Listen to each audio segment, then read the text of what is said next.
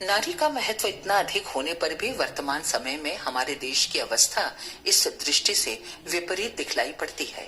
हम ये तो भली प्रकार समझते हैं कि साधारण गृहस्थ समाज में सुखी जीवन यापन में नारी का बड़ा भारी हाथ रहता है। योग्य नारी के आगमन से घर चमक उठता है और अयोग्य के उपस्थित होने पर वो कलह एवं अशांति का अखाड़ा बन जाता है। साधारणतः प्रत्येक स्त्री पुरुष की योग्यता एवं विचारों में भिन्नता रहती ही है, पर वो इतनी अधिक हो जाए कि बात बात में एक दूसरे से अनबन बढ़ने लगे तो उस घर को लड़ाई का मैदान ही समझना चाहिए। बहुत बार यह अनुभव हुआ है कि आज के वातावरण में पला हुआ युवक चाहता है कि स्त्री नवीन सभ्यता के ढांचे में ढल जाए, पर पत्नी वैसे वातावरण में न पलने और शिक्षित न होने के कारण उस बात को पसंद नहीं करती। अतः परस्पर अनबन रहती है। कई व्यक्ति स्त्रियों के साथ जबरदस्ती भी करते हैं, उससे जबरन मनचाहा कार्य करवाया जाता है।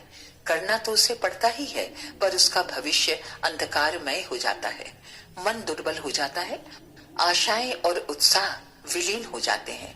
अतः दोनों के विचारों में साधारणतः समानता होनी आवश्यक है, अन्यथा सारा जीवन क्लेशदायक और भार रूप हो जाता है। इसके लिए नारी जाति में शिक्षा के प्रचार की बहुत आवश्यकता है, जिससे वो स्वयं अपना भला बुरा सोच समझ सके और कर्तव्य निर्धारण कर सके। शिक्षा की उपयोगिता जीवन के प्रत्येक पल में होने पर भी वर्तमान शिक्षा में सुधार की आवश्यकता प्रतीत होती है।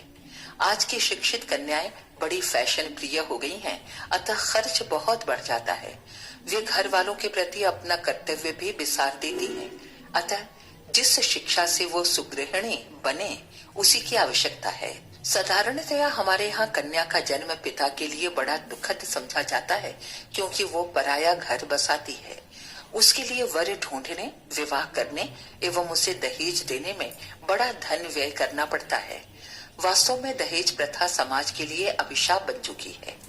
वर के पिता को राजी किए बिना कन्या का विवाह करना कठिन हो गया है।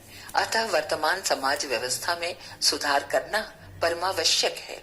उसके पराये घर बसाने की बात कहकर अनादर करना सर्वथा अविचारपूर्ण है, क्योंकि हमारे घर में पुत्रवधू आती है, वो पराये घर से आने पर भी हमारा घर बसाती है।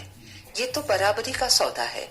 विधवा बहनों के प्रति तो हमें अधिक सहानुभूति रखनी चाहिए एवं उन्हें समाज सेवा के योग्य बनाने का प्रयत्न करना चाहिए।